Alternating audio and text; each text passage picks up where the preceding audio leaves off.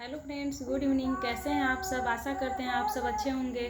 तो चलिए आज हम बात करते हैं अकबर के जीवनी के ऊपर चर्चा करते हैं।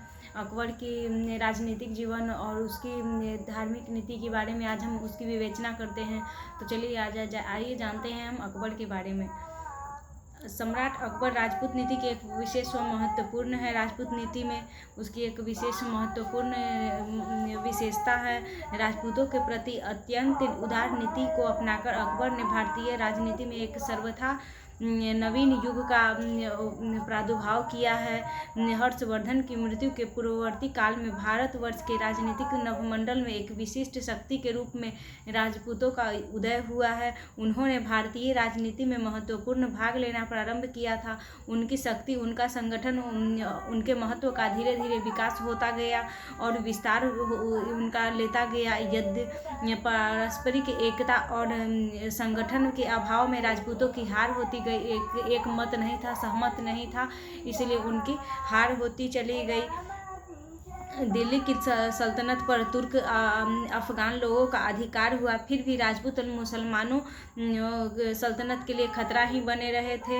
उनका साहस, उनकी वीरता, उनका स्वतंत्र प्रेम, उनका जोश सभी अद्भुत तथा प्रत्येक पराजय के पश्चात वे अपनी शक्ति को शीघ्र ही संचित करना चाहते थे। फिर से वे अपना वो लेना चाहते थे, फिर वो अपनी पराजय का बदला लेना चाहते थे, परंतु स्वतंत्र होने की चेष्टा भी किया करते थे। यहाँ तक कि बाबर के आक्रमण के समय राणा संग्राम मुसलमानों को निकाल बाहर कर भारतवर्ष में हिंदू साम्राज्य की स्थापना के लिए अपनी शक्ति के साधनों को संगठित करते थे, एकत्रित करते थे। किंतु नियति के उनके प्रतिकूल था, भाग्य उनके प्रतिकूल था। खानवा के युद्ध ने शीघ्र ही हिंदू साम्राज्य की स्थापना की आशा को चकनाचूर कर दिया था और राणा संग्राम बुरी तरह से पराजय हो गए थे, हार गए थे, पराजित हो गए थे।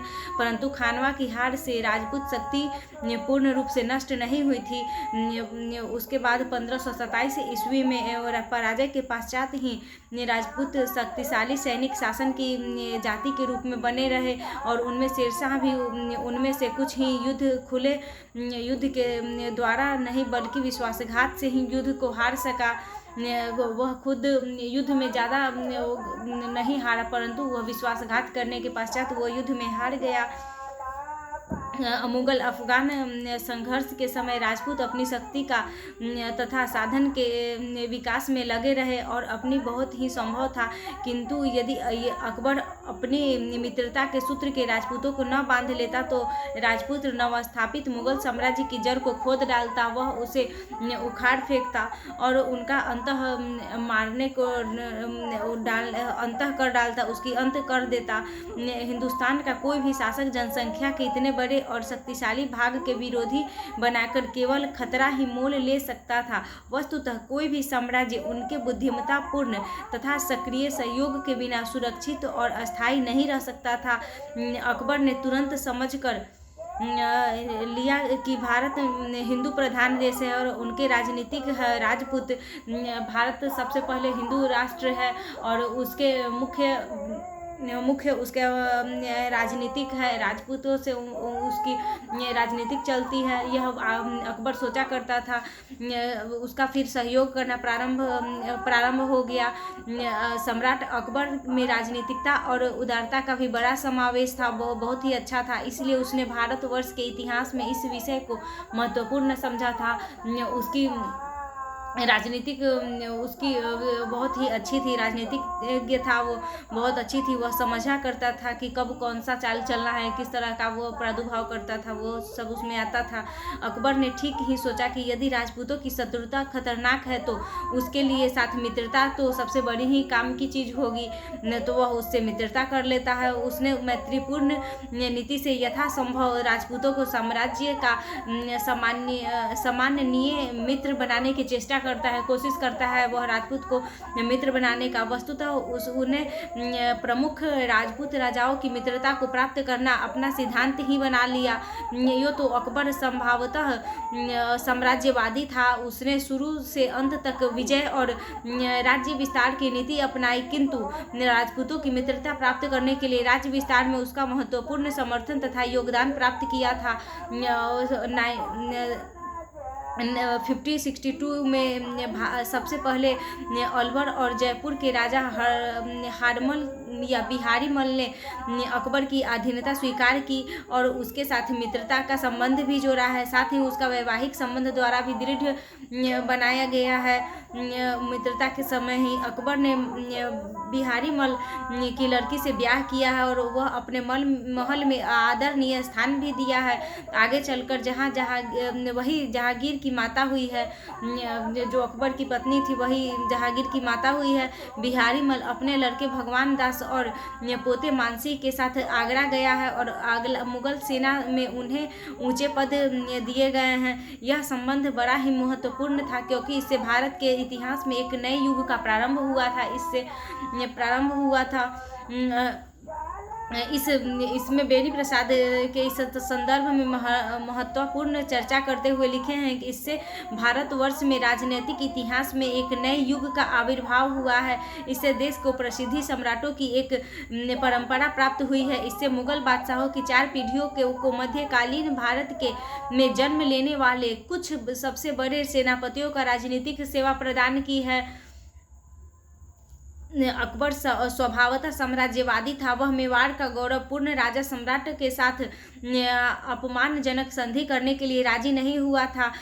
तभी 1567 में अकबर ने चित्तौड़ पर घेरा डाला है। अंततोगत्वा चित्तौड़ पर अकबर की विजय हुई है। मुगलों की मेवाड़ विजय से अन्य राजपूतों बड़े घबरा गए हैं, राजा घबरा गए हैं और वह निरुत्साह हो गए हैं। फलस्वरूप रणभौमेर में कालीजर बीकानेर के साथ जैसलमेर के राजाओं के मुगल सम्राटों पर उसने आत्मसमर्पण कर दिया है।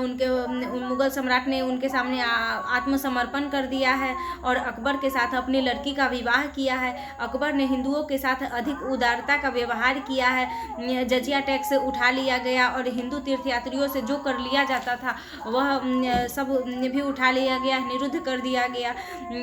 उसके बाद जयमाल की वीरता चित्तौड़ को नहीं बचा सकी। फिर भी मेवाड़ अकबर के सामने पूर्णतया नहीं झुका था। महाराणा प्रताप के नेतृत्व में मेवाड़वासी लड़ते रहे एक दूसरे से।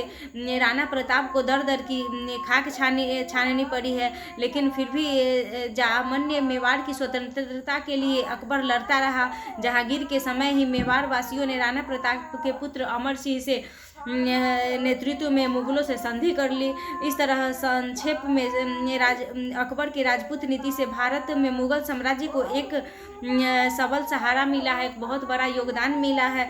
इस तरह से साम्राज्य को राजपूतों के सहायता से मिलने लगी। मुगल सेना में उन्हें प्रमुख स्थान दिए जाने लगे। फिर भी साम्राज्य का विस्तार करने के लिए अपनी सारी शक्ति लगा दी। अकबर की दरबार में राजपूतों का ही बोलबाला था। साथ ही अकबर ने राजपूत स्त्रियों को धर्म मामले में पूरी स्वतंत्रता देकर अपनी सुबुद्धि का भी परिचय दिया है। वह अपने राज्य में स्त्रियों को संपूर्ण स्वतंत्रता दिया था कि वो अपने धर्म का पालन करे। इस तरह से वह स्त्रियों के लिए भी वह एक सुबुद्धि का परिचय देता है, वह एक अच्छे नागरिक होने का परिचय देता है। इस तरह मुगल साम्राज्य अकबर के राज्यकाल में ही एक धर्मनिरपेक्ष राज्य बन गया था। मुगल साम्राज्य एक धर्मनिरपेक्ष राज्य बन गया था। सम्राट स्वयं राजपूतों से भी प्रभावित था। सम्राट जो था वह स्वयं राजपूतों से प्रभावित था। बहुत कुछ अंशों में उसने हिंदू रीति रिवाजों को भी अपनाया है।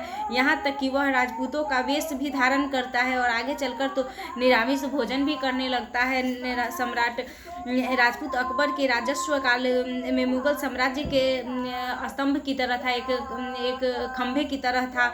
जबकि कुछ राजपूत अंत तक अकबर के विरोधी बने रहे हैं। कुछ ऐसे अपवाद भी होते हैं जो उनके विरोधी बने रहे हैं।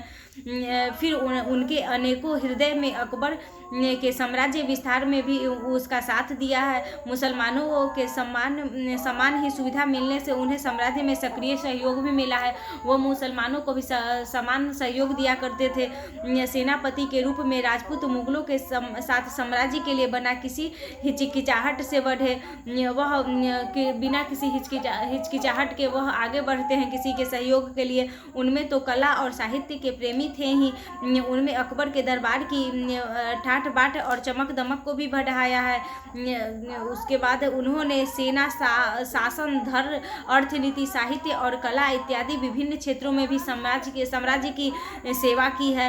राजा मानसिंह, बीरबल और राजपूत सरदारों पर अकबर का विश्वास इतना था कि मुस्लिम क्षेत्रों में भी बगावत को दबाने के लिए उन्हें ही भेजा जाता था कि अब कोई युद्ध या लड़ाई न हो, उनकी बगावत करने के लिए, उनकी सिफारिश करने के लिए उन्हें ही भेजा जाता था। इस प्रकार अकबर के विभिन्न तरीके अपनाकर राजपूतों को अपने पक्ष में कर लिया। अकबर की इस सफल राजपूत नीति के फलस्वरूप राजपूत मुगल शासन के स्तंभ बन गए, एक खंभे की तरह बन गए हैं। उसके बाद शांति व्यवस्था पाई गई है। सैनिक, राजनीतिक, प्रशासनिक, आर्थिक, सामाजिक, सांस्कृतिक तथा कलात्मक क्षेत्रों में भी प्रगति हुई है। यह युग भारतीय इतिहास का सबसे अधिक स्वर्णिम पृष्ठ था। इससे मुगल शासक कला एवं साहित्य के बड़े प्रेमी थे। अकबर के दरबार में नवरत्न संसार में भी प्रसिद्ध है। चलिए इस तरह से हमारा उनका जीवनी का, राजपूती नीति का हमने संक्षिप्त में विवरण दिया है। तो चलिए आशा करते हैं आप लोगों को हमारा वीडियो अच्छा लगा। Thank you. मिलते हैं नेक्स्ट वीडियो में।